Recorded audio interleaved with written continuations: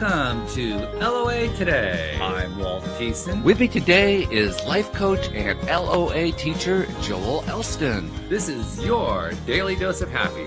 We are so happy you decided to join us today. Joel, I was just realizing as the theme music was playing that we're up on an anniversary. I'm not sure what the exact day of the month it is, but it was 12 years ago this month that you and I met for the first time and did a show. Oh, wow. That's incredible. How about that? Yeah. Yeah. I wouldn't have guessed that long. That's cool. Very cool. Yeah, 12 years ago. And wow, I was thinking about where my life was at that point, where your life was at that point, and we've walked quite a few miles since then. What an incredible 12 years this has been. So I couldn't be happier on my end. I'm very pleased, just as your friend, to see your growth and what's happened in your life. It's been quite the journey. We talked about that from the very beginning, how this is a journey that we're on, and wow. Yeah. I couldn't have predicted half of what happened. The other half I wouldn't have wanted to try to predict. It just would have been outside of my ability to even. And I'll even go out on a limb and say we can't even predict what's going to happen next, which is really cool. Well, there's an ironic piece to that. I do my other show on Monday as well. And during the earlier show, I interviewed a woman who's from Mallorca, really interesting woman. One of the things that I mentioned to her was how she made a wish about how 2025 would be a great year. And I said, well, my friend Joel points out that it doesn't matter who got elected president. It doesn't matter what the economy is. 2025 is always going to be a better year. Yeah. It's always going to be better next year. So actually, we can predict the future in that sense. It will be better. There's no doubt about that. It's very consistent on that. Since we talked in 2012, there hasn't been a year that it hasn't been better for me. And a lot of plot twist. My son passed away during that time. I adopted Justin during that time. I started my own private practice, and just a lot's happened. So it's 12 years is a lifetime has happened in 12 years. It is, yeah. And for me also, and as I look back, it has been 12 years of improvement all the time. It didn't always feel like it. Right. It doesn't feel like necessarily day to day. But as I look back, it's just one continuous upward swing. How did I not feel that it wasn't that? I don't understand. That's sort of how it works. You don't necessarily realize that, until like things will happen, and that might be part of where we're heading with our topic today. Things happen to sort of push us in directions sometimes, and sometimes we need to push ourselves in directions. But life does have a way of just saying, okay, that's enough. Let's change course. Yeah, that's enough. Yeah. That's the nice polite way of saying the GPS course correction of turn around, you're going the wrong direction. Yeah, or get off your ass. One of the nice. Or get off your ass, or whatever it is. Yeah. Yeah. Whatever it is you're doing right now, don't go somewhere else. Yeah. And that's sort of the point. You and I've talked a lot about the journey, as you mentioned, and life is solely about the journey. There isn't a destination, and at least in my work, from my perspective, so it's always about new experiences, new things, and when that battery starts to get to a point in your brain, it's like, wait a minute, this is I need new. I want new, but yet it's so much easier to stay put. And there's nothing wrong with staying put, but I've never been a person that really enjoyed staying put. Well, like you were telling me before we got started, there's a homeostasis that goes on there. Yes. And we seek that as beings. That's where we feel safest. That's where we feel that life is going to be kindest to us, even if it's not true. That's the really interesting part about homeostasis, because homeostasis can actually be pretty messed up compared to, say, other people's homeostasis. Yes. But if it's ours, we feel safer in it, which is an interesting thing. We're safe in we're safe in the known. If we're breathing, if we're eating, and we have shelter, that's always safer than the alternative. And as far as the sort of that historic mindset, the evolution of the brain says, look, we got this nice cave, we got access to food, we got water here. There's no need to leave. You stay there, and it's protective. But in modern times, it can be very and I'm not critical of anyone thinks differently than I do, but I like that new, the flavor of new. I like to figure it out. I like to meet the new people. And I had a period in my life where I moved from Florida to South Carolina. I was there for about 5 years. As I mentioned before the show, I came to Richmond really with the expectation of being here for a year, and that was Yeah. 2008. Yeah, Uh, right. yeah, and a lot happened in that, as we talked about during that since that time. But you wake up and you go, that's a long time. That's much longer than I thought I should be. You know. I understand completely. Yeah. Yeah. It's funny how these things work out, because at the time that we think that something is supposed to happen or is going to happen or will play out a certain way, we think that, and then it proves to be different and we're kind of in shock about it. I think that's one of the reasons we like that homeostasis. Homeostasis has predictability to it. Yes. It's very reliable in that sense. Yes. It's Yes. And so it makes us It's feel a level of comfort and a level of, it's like the world is stable. Like yes. the world isn't rocking all over the place. And by definition, everything that takes place in our lives, that one of the truest statement made is change is inevitable. And I work with this client, and he's a really fun guy to talk to. But he's 30. He has Asperger's. He's brilliant, but he lives at home with his parents, and he has a hard time maintaining a job, mainly for social issues and stuff like that. And his parents are really saying, "You need to start. We're getting older." And he's having a really hard time accepting. He said they are getting older. And he said, I realize logically they're not. He said, I wish things would just stay the same forever. Oh, yeah. And I said, yeah, I understand, but they're not going to. Right. Yeah. So that's the first thing that we have to learn to accept. I mean, a lot of what goes on in life is learning how to accept. Yes. That's one of the first things to accept, that it's not going to stay the same. And once you sort of embrace that concept, and where we end, I have no idea when this ends. I physically understand my body will come to an end at some point. As far as life goes, my energy, I believe, will go on, but that could happen after we get off the show tonight. That Sure. could happen in a car wreck tomorrow, or it might be 25, 30 years from now. I have no idea. Right. It's just I want to live with that premise of, like, every day I want to go out there and new stuff, get new stuff in my orbit, in my face, meet new people, come up with it. Those are things that I've always thrived in. Some of my greatest growth times were during times of moving and a new environment. When I moved to Richmond, I didn't know a single human in Richmond. I didn't know anybody. And there's people that believe I've lived here my entire life. It's just you get so enmeshed into a community, and I've had my practice is very successful here.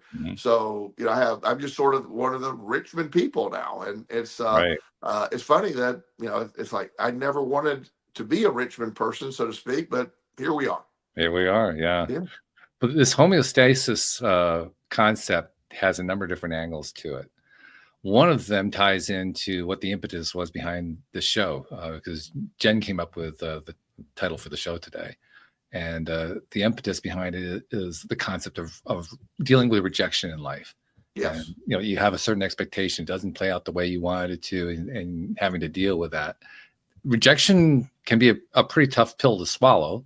It can even be debilitating to the point where you just kind of freeze in space. I mean, that is another form of homeostasis. Is like, I don't know what to do. I'm scared of what's going on, so I'm just going to freeze right here. That's a homeostasis. It's not a healthy one, but it's a form of homeostasis, trying to find that stability. Correct. So I think we've identified one of the pieces of why we have trouble dealing with rejection. Rejection is a challenge to our homeostasis. It's also a challenge to our ego. Being rejected, that could be in a relationship, that could be in a job, it could be just a friend group, a perception. For me, we have talked about a book called Rejection Proof a few times over the years. And it's about this. I won't get into the book too much, but it's about this guy that used desensitization to rejection as a way to become very successful. And when you really realize, I've heard rejection is just simply redirection. If you allow it to be rejection, especially like in relationships, there is that emotional component. You feel abandoned, you feel hurt, you feel, all the betrayed, all the emotions that go along with rejection.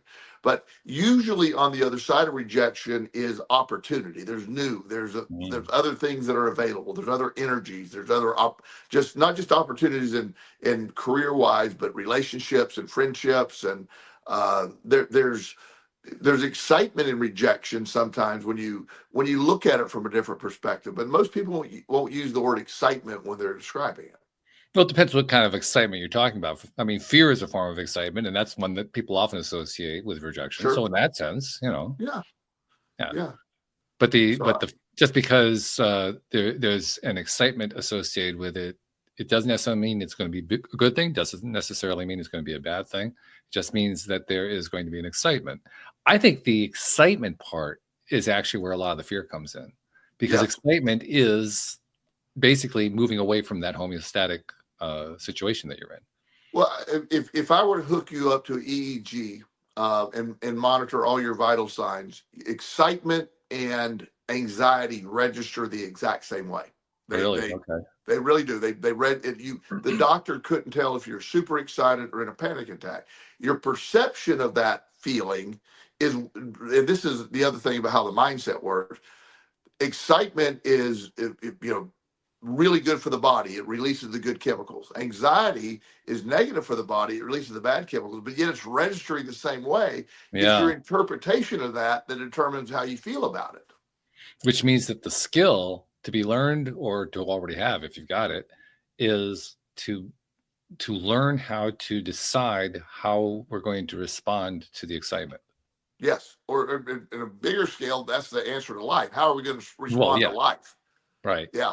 But especially when something gets exciting, when the energy level increases and the sense of I don't know what's going to happen increases, how are we going to respond to that? How are we going to feel? Yes. And knowing that we can choose that, for me, it's a relatively new concept. It's within the last 12 years that I've learned that concept. I've learned that since I started doing the show with you. Before that seemed impossible. But now I understand that not only is it possible, it's actually the way it works. We get to choose. Well, and again, life has these ways, and rejection is a tool of life. The journey of life has a way. There's detours, there's losing jobs, there's getting new jobs, there's relationships breaking up, there's unexpected deaths. Life has a way of forcing the journey, and you don't want to go sometimes. I was sharing with you before the show. I'm in a different place now in life, but how I'm in Richmond, Virginia, the crazy story behind all that, I didn't have any choices along the way. I was just these situations were forced on me. And now they worked out perfectly. I didn't think they were. I didn't want to move to South Carolina from Florida when I moved there. I moved from South Carolina to Virginia to take a job with a company that I thought was going to be, and that didn't work out at all. I mean, after I was there 5 years, but it didn't work out. And what the result of that is how I got my private practice, which is something I never would have gotten into if I'd stayed in Florida.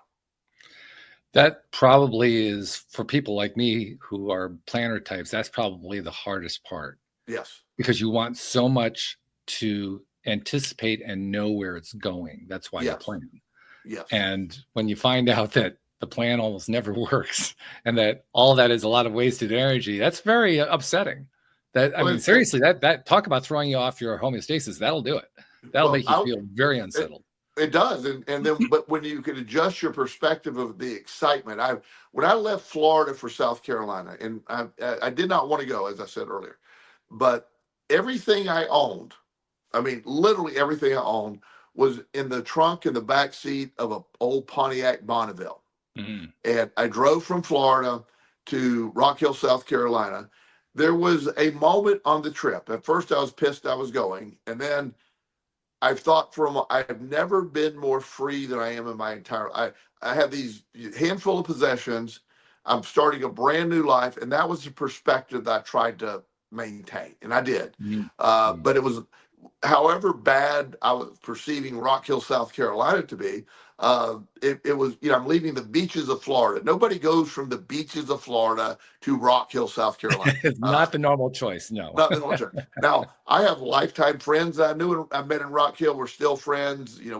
I thrived in Rock Hill, South Carolina. I was there for probably 8, 9 years there. And Wow. so it was fantastic for me. But I just sort of, came up to Virginia, had a different perspective. I was coming to a new job. I was starting a new program at that job, and it was fantastic for the first 5 years. But everything that happened after that, led me to my private practice. And I was having a conversation with a client earlier today, and he has basically been dating this woman. She has 2 kids, and they've been dating for a while.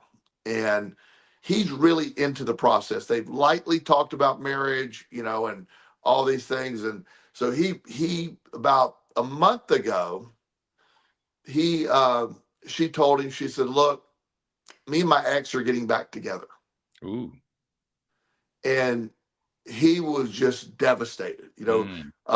She said, "Look, you've been great." And he got very close to the kids. "You've been great, but we sort of figured out we need to be together for the sake of the kids, and we're going to have to move on." And that means, she didn't need to say this, but not only was the relationship over, but his connection with the kids is over, since right. Dad's coming back.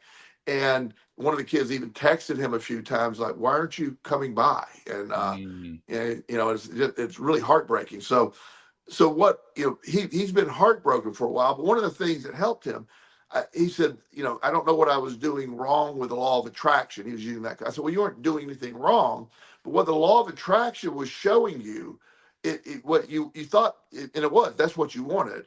But what you're missing is, you discover the essence of what you want, the essence of a relationship, how that feels, and being able, maybe even have dating. He never considered dating a woman with kids before, so it demonstrated something that was the essence of what you're after. That specific thing didn't work, but now you can adjust your sails, knowing what you do want. So it isn't, the rejection he received could be part of that next leg of a journey, and him seeing things differently.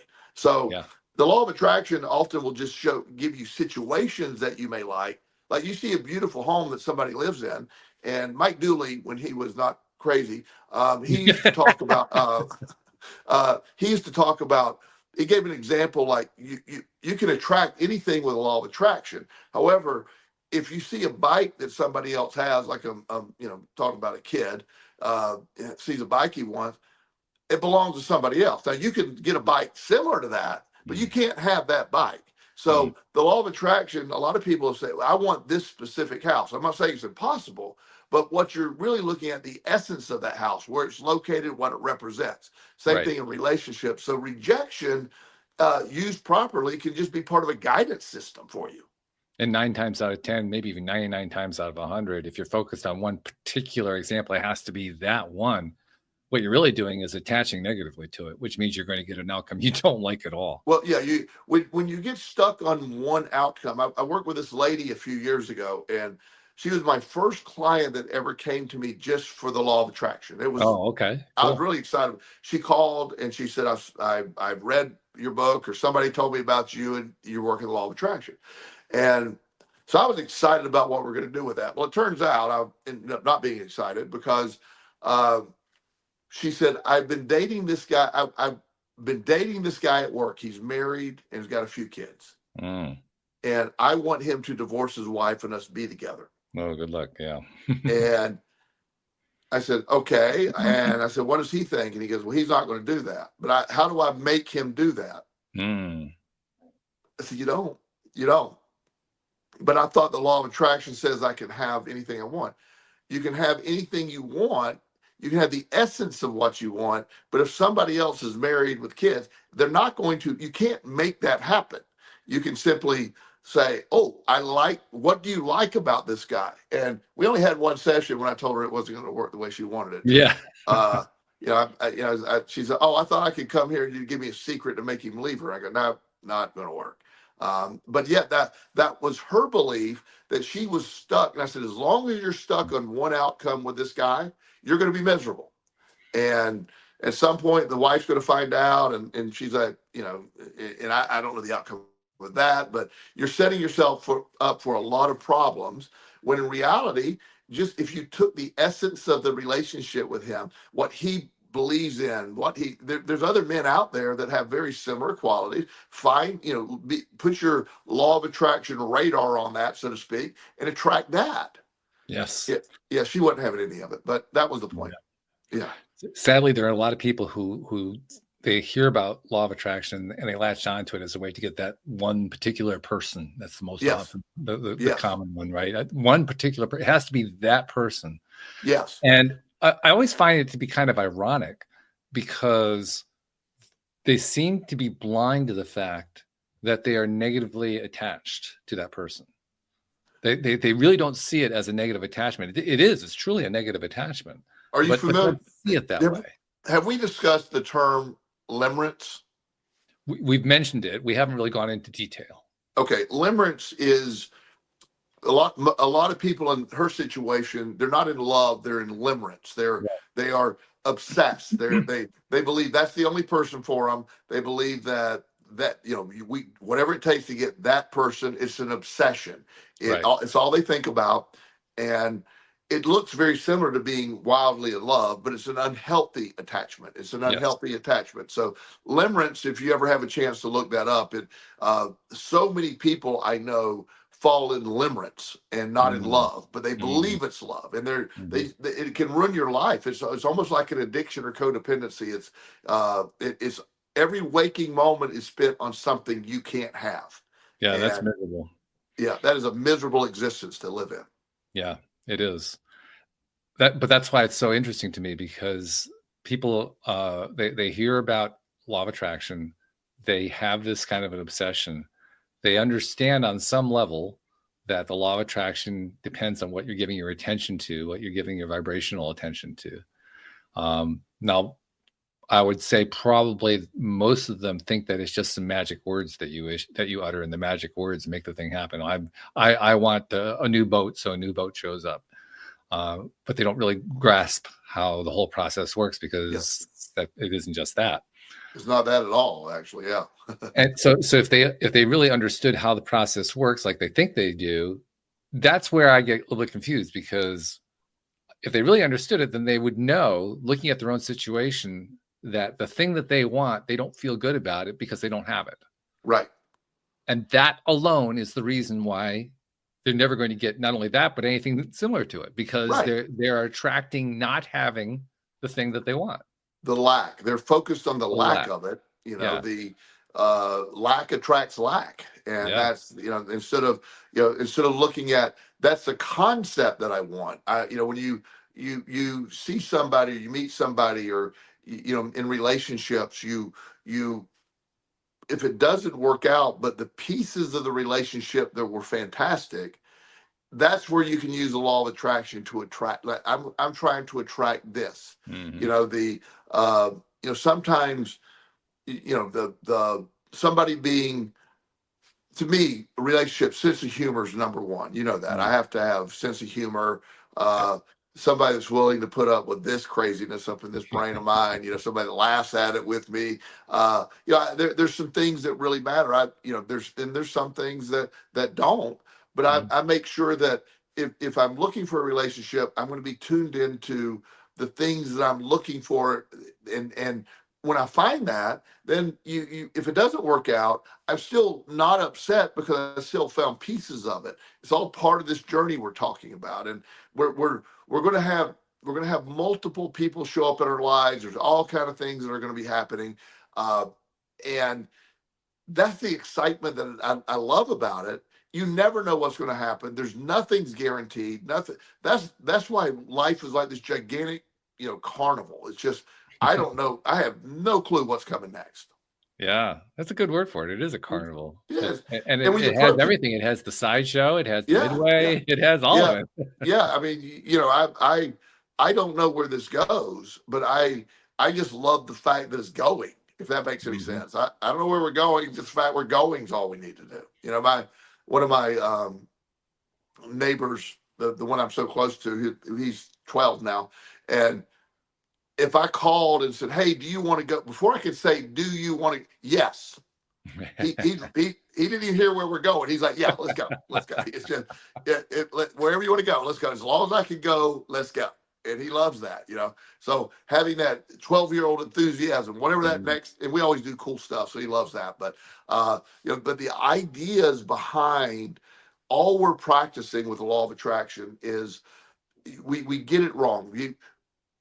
Early in the law of attraction, when you and I start working together, my big, you know, I was money was my thing. It was I Mhm. needed, you know, I was making good money, but it just didn't. I didn't. I always had enough and had a little bit to put back, but I never had. You know, why am I not more successful? You know, and I lacked. My perception was I lacked money, and I Mhm. kept lacking. I always had enough, but Mhm. it was not enough to just be able to coast for a while. Yeah. And you know, the ability to, you know, not that I wanted to quit work. I don't have to work anymore now, but I still work. I'm never going to Mhm. stop working because I love what it does. So is just the security of that. Now, as I said before, you and I were talking before the show, money's not a thing anymore. It's not a. It's, Mhm. I'm not attracting. I mean, it's on cruise control, but I'm not intentionally worried about money anymore. So it just comes easily. Yeah. Well, the You know, momentum's so already built up, so you just let the momentum go. yeah, just you know, I don't know if you watched Bitcoin recently, but wow, I'm Yeah, loving what, that. 100,000 or something like that? Yeah. 105,000 is yeah. So yeah, Yeah. pretty impressive. It is. It Yeah, is. I was in at 20,000, so we're good. Not bad. Yeah, Not bad at yeah, all. not bad. So, but again, that's just where the side shows. I don't even. I mean, if it's $1,000,000 or zero, it doesn't affect me. It's cool either way. But you know, but just that attitude toward it, and you know, so what am I? You know, what am I looking for? What is all involved with all this? So, you know, it's the journey, the excitement of it all versus you know the redirection of rejection is almost always missed. I've been rejected. It doesn't ever feel good. You know, I'm not trying to play off, but once you can adjust, what is the rejection doing? What's it? This, you know, like being rejected in a relationship. This isn't the only woman in the world. There's other women. You know, there's situations out there. There's all types of things. Just being open to stuff, but the rejection makes it feel like I lost my only opportunity to be happy, and Yeah, that's that not good. ties in. Where especially where a primary relationship is concerned, I think that's probably the driving force behind the anxiety Sure. regarding rejection. Because what's really at the root of it is I have a certain feeling with this person, and I'm Right. afraid I will never have that feeling with anybody else. And that's the root. That's why the rejection feels so bad. Because if I can't have it with this person, I'll never have it. Oh my God, this Yes. is a catastrophe. Yes. No, it's not And true, it's not but true. it's the belief that we're experiencing in those moments. And that's why people get so fear. They stay in relationships that are unhealthy because it's like Hmm. I don't know what else is out there. Right. You know, I know people that won't leave relationships, and they're both of them are miserable. And I'm always wondered why. Why would you stay in something that's so miserable, but Mm. yet that they're comfortable because, well, I mean, it's the known. I know it's the known. I'm like, you know, I'm not going to have yelling and screaming and throwing thing fights. Ugh. Yeah, that just isn't that's not that may happen once. I don't think I would attract somebody who would do that, but if it Yeah. did happen once, there would never be a second one. I hear you. Yes. Yeah, that wouldn't fly with me either. And yeah, I think if you're healthy, no, it doesn't fly with anybody really. No, But but apparently there are some people it does because, like you say, oh, there are some people but they'll stay through all kinds of stuff. but I love them. But I love them. Is you know how one of the saddest things I've over the years have worked with some battered women and Mm. was always fascinated by they always go back. They always go back. Yeah. Yeah. The And then moth and returns kind of thing. likely when they finally move on from that, they have an amazing ability to attract the next abusive relationship. Mm. That's why one of the best things we can learn is that we actually have choice, Yes. because the opposite of the mindset we're describing right now. The mindset we're describing right now is where there's really no choice. Yes, absolutely. Right. And Because otherwise, if you had choice, that would be easy. You just leave, or you just move on to something else. But the belief is there's no choice. Right. Right. And then since your belief is there's no choice, then you get situations that reinforce there's no choice. Right. Yeah, and that's a very, and I'm not being critical of anyone. I understand how you can fall into that. Oh, yeah. It's a horrible place to be. But the the rejection, the the redirection, and all of this is part of the. There's a bigger term, and it really pisses people off. So I love to say it frequently. Is trust the process. Trust the process. The process. The process of the journey always works, and having the ability to allow it to happen. That's something that and I get it, because as we were talking before the show, I just get at being here in this house for like 12 years now, going on 13. It's like I never intended to be. I've never been anywhere other than my childhood. I've never been anywhere this long. And it's like, and I love the area. I love all the people here, but it's like, there's like, wow, this is, everybody that knows me knows that 8:15 tomorrow I'm going to be at the gym. Yeah, I want to do that. I want to eat lunch. I want to go to work. I mean, it's all great, but it's also like, yeah, this is this is a lot of routine, and routine is a great thing sometimes, but also mixing it up sometimes is as well. Which we may be hearing more about in the near future. So yeah, let's hope so. Keep tuned in on that one. Yeah, I'm going to the bench this week, so you never know what happens at the bench. Well, yeah, that bench is dangerous. That bench can do all kinds of stuff. Yeah, I might. Yeah, every time I'm there, it's side of me. When Justin was younger, and we were down visiting, and he goes, "Why aren't we living here full time?" I go, "I don't have a good explanation. I don't know. I don't know why." That's great. What a great response. I love it. Yeah. On Mondays I do 2 shows, as you know, and the earlier show I had a guest named Chloe Jimenez Peters, who lives in Mallorca, and we had a really great conversation. She had one of those rejection moments about I guess it would be 7 years ago, something like that, when she had a 1-year-old, a 2-year-old, and a third one in the oven, and her mate left her for a 23-year-old woman. And that was it. That was the end of their relationship. So she was left stranded with 3 kids, one on the way, and just trying to deal with all that. And she ended up reading, or actually audiobook listening to some Bob Proctor material. And while she was doing that, she saw an ad for something called transformational healing, and ended up paying money, taking a course, becoming certified in it. And now she does that professionally and turned her life around, the whole 9 yards. So it's a great story. One of the things that we talked about a lot during that episode today was how, with the transformational healing approach that as she was taught and as she uses it with her clients, she's trying to go after both the conscious and the subconscious mind at the same time.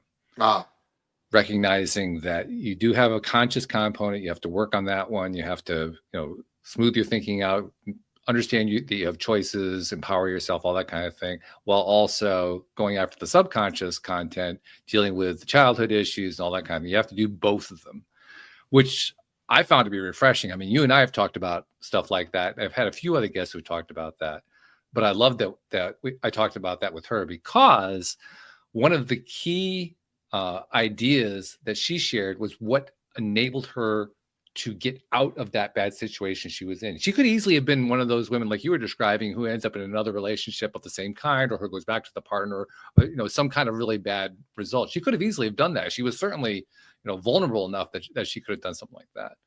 But because of the chain of events I just mentioned, she found herself in a place where she understood she had choice.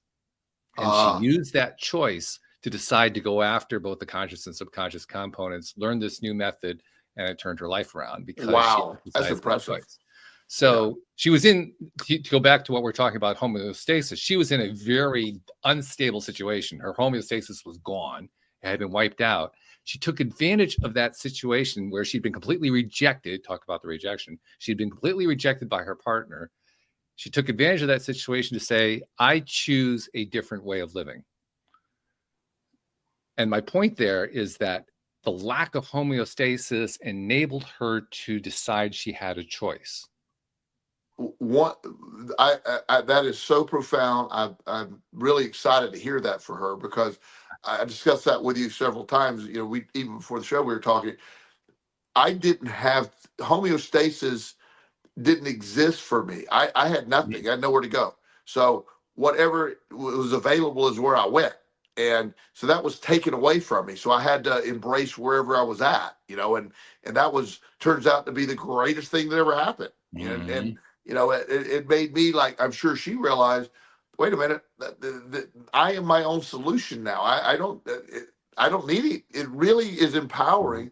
There's no fear anymore. The idea of change, there's no fear. In fact, there's nothing but exciting when I think about any type of change, because there were nights I had no clue where I was going to sleep at all. I didn't know what I was going to do. I had no place to live. So I had to sort of, it all worked out perfectly.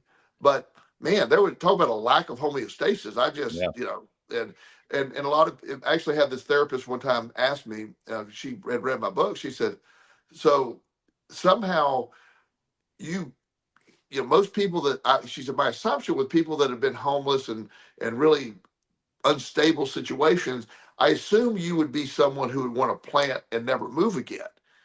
And I go, I have the opposite response. I felt that was the most exciting time of my life. It was terrible, but at the same time, it was like, wow, and when you get to when you realize, man, I came through this and I'm stronger, I have a better life than I ever would have had. My life today is far better than the life I would have had if none of this stuff happened. Now, I don't want to go do it again, but I am so excited that I was given this opportunity to go through all this. And, you know, there's no, and I'm not being too off base when I say, I don't think anybody has a better life than me. I really don't.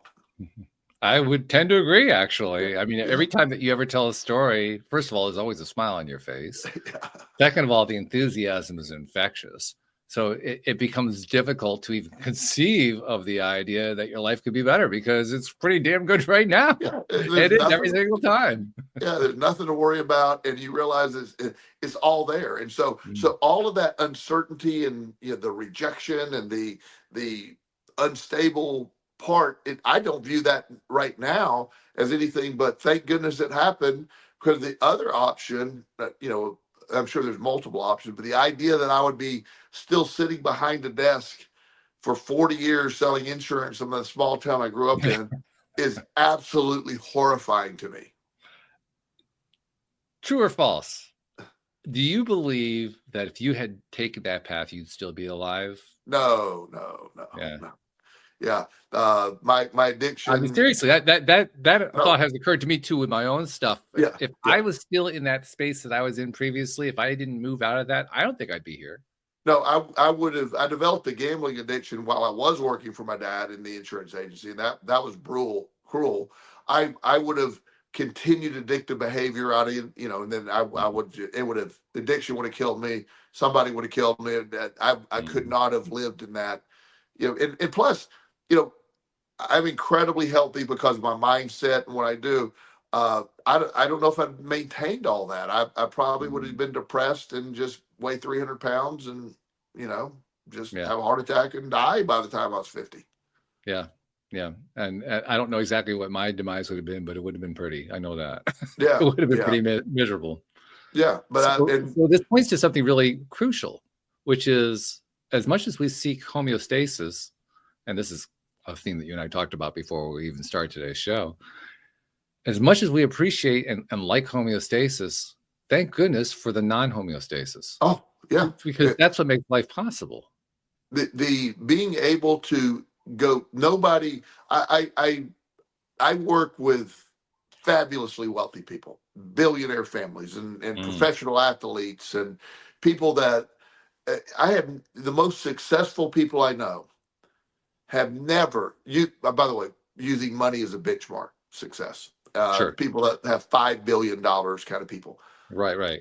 All of them have a rejection story. All of them have most of them worked for some company they got fired from that started them.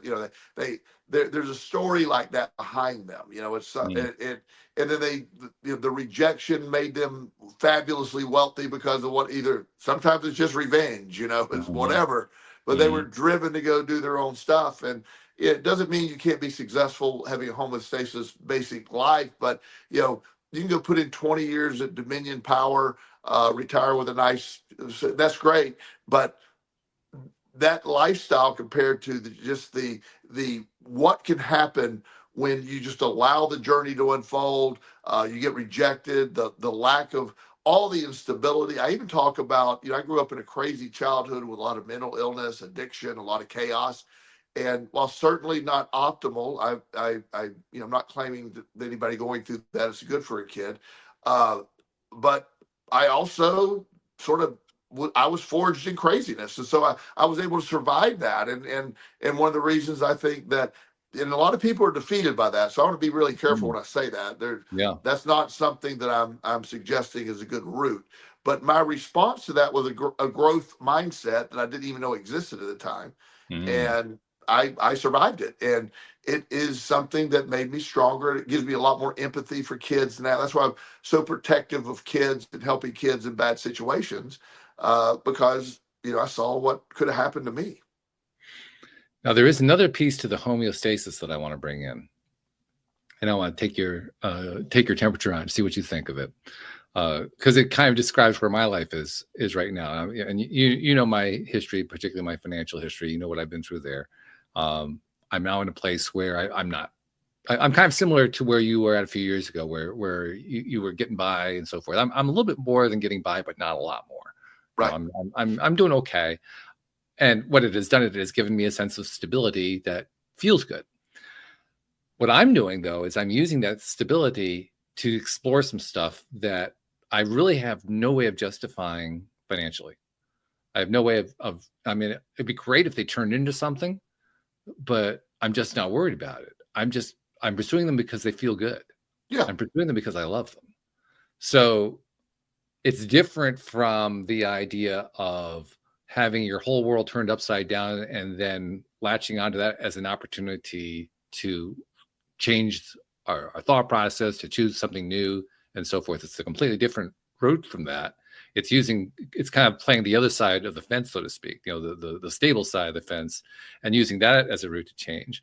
The reason I bring it up is, like right now, I spend a lot of my time doing something I thought I would never do. I have a tech background. When Yes. my business crashed, I was hosting and developing websites, and it was not something I enjoyed doing at all. I didn't like the programming. I didn't like all that kind of stuff. I still don't like programming. To me, programming is on par with going to the dentist. I really have no desire at all to program. So what am I doing? I'm programming. Of course you are. Yeah. But here's the wild part. I can't program the way you're supposed to program. I can't type out lines of stuff and create, the hand-coded components and all. I have no patience for that. But I found that I can get AI to do that part for me. Yes. So I'm doing the conceptual side, and I'm having AI do the technical side. And it's not, it's certainly a lot more palatable because I don't have to do the stuff that I really hate. Yes. And I'm actually enjoying the creative side of, well, let's see if we can get it to do this now. Let's see if we can get it to do that. And I don't have to think about it in terms of coding. I just think of it in terms of, well, here's a component. This is what I'd like the component to do. AI, can you make the component do that? It gives me some code, I plug it in, and it does it. Like, well, damn, that's pretty cool. Let's see if we can do it with the next component. Yeah, I love that. Well, what you've done is you have found a way to you love the AI piece. The programming piece is sort of necessary for what you're trying to get done. Yeah. So you figured out how to do that together, and Yeah. that's where you came up with your own solution to get it done. That's great. Now, here's the really odd thing. I have no idea how this turns into any kind of career. I can't. Right. I have no conception of how this turns into money or anything like that. I'm just doing it for the fun of it. Just do it. I'd be willing to bet you there's a good chance this turns into something financial at some point. I have no idea what it is. Yeah, but that's the stuff that does. You just I shared a long time ago about this kid that was upset. He was an Asperger's guy, great young man, but he was obsessed with vacuums. Yes. Remember? Did we talk about? Remember I do that? remember that one. Yeah. Yes. So this poor kid, his thing was vacuums from the time he was 4 years old till he still. Uh, his first date, his only date in high school, he tried really hard but couldn't help bringing out the pictures of vacuums and discussing vacuums. And his date asked him to take her home. So, you know, so so he goes to college where he wasn't. He found other people with oddities too, so he's fitting a little better in college. Finds a woman he falls madly in love with, who could tell him, say, look, we're not allowed to discuss vacuums in the house. We vacuums are not, and he adheres to it. But he got on with a gigantic vacuum company, and he's having his time of his life. He literally designs vacuums and increases efficiency. There's industrial applications for vacuums that he coordinates with people in these gigantic vacuums rooms for NASA and stuff like that. So he's having the time of his life, but there's no way you could ever see that translating into anything. So I always believe if you find a passion, you do that, and then somehow, especially with all the stuff that's happening with AI and the quantum computers right now with Google, oh, that hurts your brain. It does. It really does. They're suggesting some stuff that is like, oh no, we're getting deep. Like another dimension. It's really odd what they're doing, but they're using entanglement in a weird way with computing, and it's like it solved a problem that in theory should have taken 27 billion years. Wow. It solved it in 1 second. Wow. Yeah, that's pretty cool. Yeah. That's very cool. Yeah. The story of the guy who loved the vacuum brought a kind of ironic thought to my mind, and that is the old cliche that nature abhors a vacuum. Nature abhors a vacuum. Yes. But he loves a vacuum. He loves a vacuum. He's anti-nature, I guess. Yeah, I was just going to say, he and nature don't get along too good. At all. I've never met a kid. When he was 13, and I was talking to, we had a rule he could talk about vacuums for 15 minutes.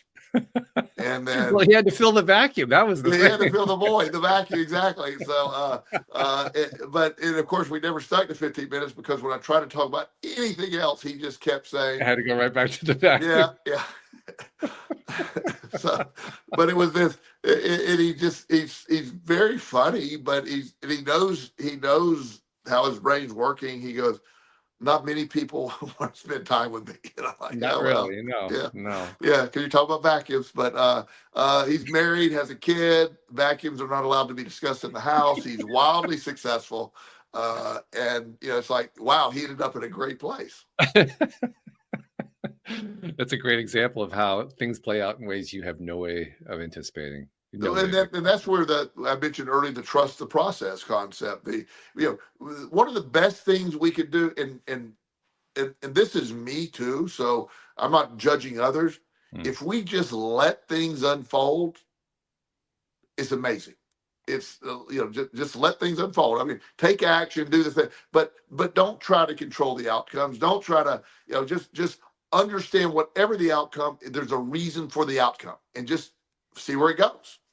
I found for myself, I have to even take it to more of an extreme and say, I don't care if there's an outcome, because the moment I start caring about an outcome, I start trying to dream what it is, and then I screw myself up. Yeah. So I don't care if there's an outcome. I don't know if there may not even be an outcome. The whole thing may be pointless. Yes. The only thing I know is I like this. That's the only thing I know. The rest of it, I can't make any sense out of it. And if I try to, I will screw it up. So I just don't try. One of the things that we talked about a long, long time ago, and I'm so glad you have that mindset, because most of us have a tendency to get stuck on one outcome or one thing only. Like, I must make a living in this field. I had one of my favorite stories that it applies to many topics, but is when I was living in South Carolina, during the financial crisis, right before I moved up to Virginia.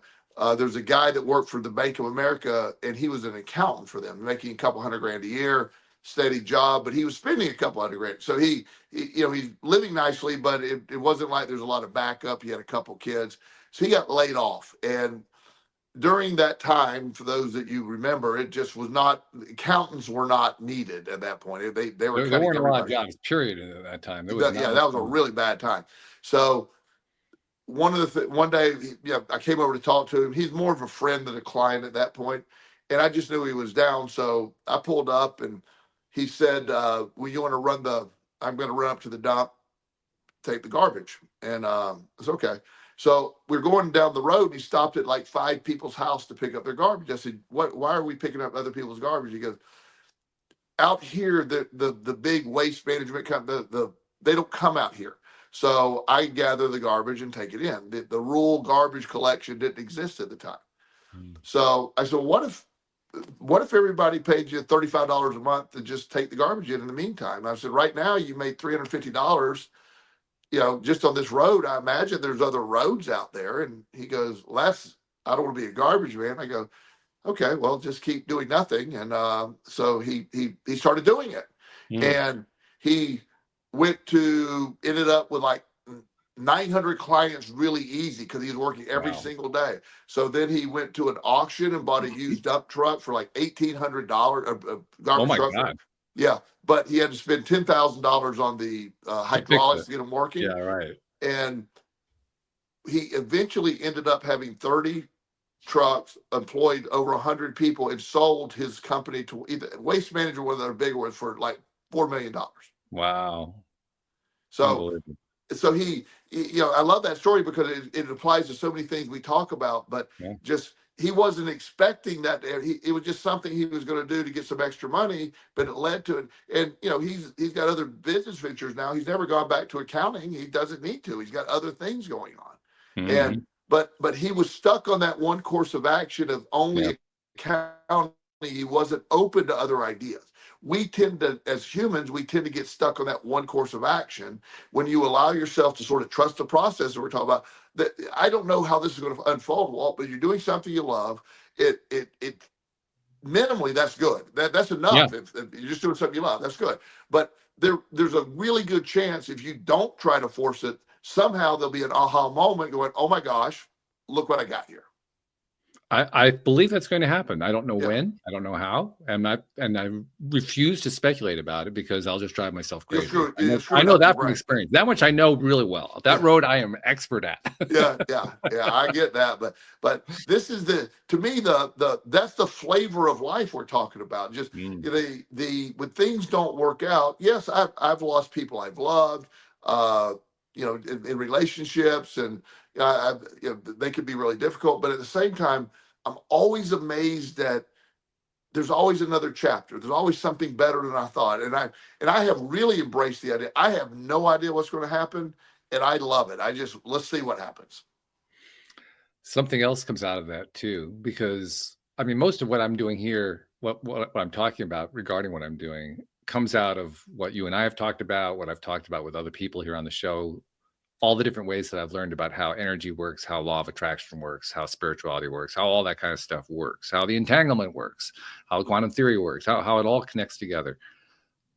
I realize that it's an emotional universe. It's about how we feel. If we feel good about something, then we're going to attract more of the stuff that we feel good about. If I feel bad about something, I'm going to attract more of the stuff that I feel bad about. So I have been very much with baby steps, but I've been taking steps to learn to trust doing that. And I'm to a point now where I'm trusting it pretty well. Had a very interesting thing happen I think it was yesterday, or it may have been this morning. I can't remember for sure. I think it was this morning. I woke up this morning, and most often when I wake up, I'm okay. There's no big deal going on. This morning I woke up, I said, I just feel good today. Oh, I have nothing I can point to about that. It's not like I've done anything different. I've been doing the same thing that I've been doing all along. I've been, trying to focus on what I like and not what I don't like. I've been directing my attention to the things that give me the most joy and so forth. Nothing really new going on, but all of a sudden I just feel better than I normally do. That's awesome. And that's after a long period of time of just kind of, just sort of, homeostasis. Well, the homeostasis has shifted Yeah. for the better. Yeah. We didn't talk about that part. Homeostasis can actually shift for the better too. Well, of course. Yeah. Yeah. That's good. And you, when you wake up feeling good like that, make that your goal every morning. Do whatever Oh it takes to yeah, feel good every morning. And when yeah. you, that's, to me, I adjust First my thing I did was mindset celebrate it. before. The very first thing that happened when I felt that, like, damn, this is great. I'm Yeah. hooray for me. You know, Yeah. that was You the first celebrate thought. it, Like, I mark gotta it. stay with this. This is a good Yeah. feeling. Yeah. That's fantastic. That's how you keep attracting more of that. That's right. Yeah. Yeah. So you're right. That's going to be my intention going forward. Like every morning is going to be like that.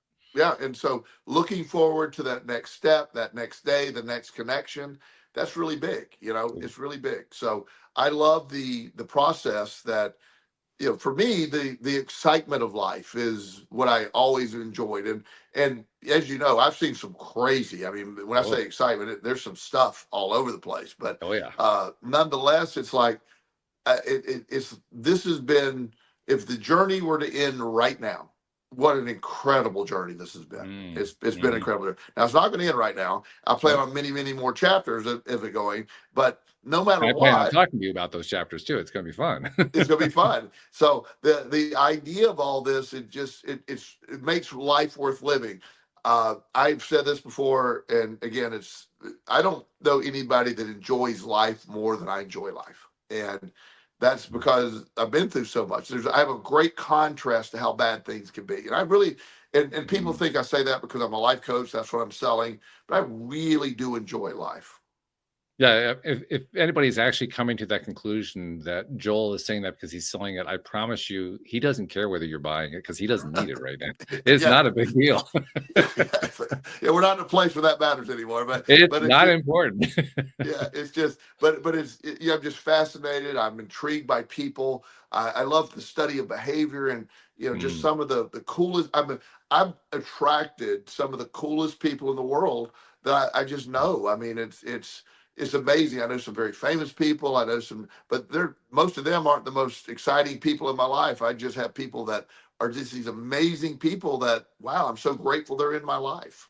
I was chatting with my guest earlier today after the show. We had a really nice after show conversation, and she, I don't remember how it came about. Somehow she was asking about interviewing whether I talked with people who were in the secret, and there was one of them, Bob Doyle, who I had on the show at one point.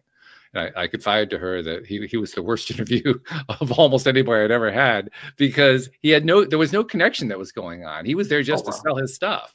yeah, So there was no human. I tried every which way I knew to connect to the guy. wow, He wasn't having anything. He wasn't having anything to do with it at all. So it was that's wild. absolutely the worst. So just because somebody is famous that's not necessarily a good person to get to know. Oh The no, question no. isn't whether they're famous. The question is it somebody you connect to?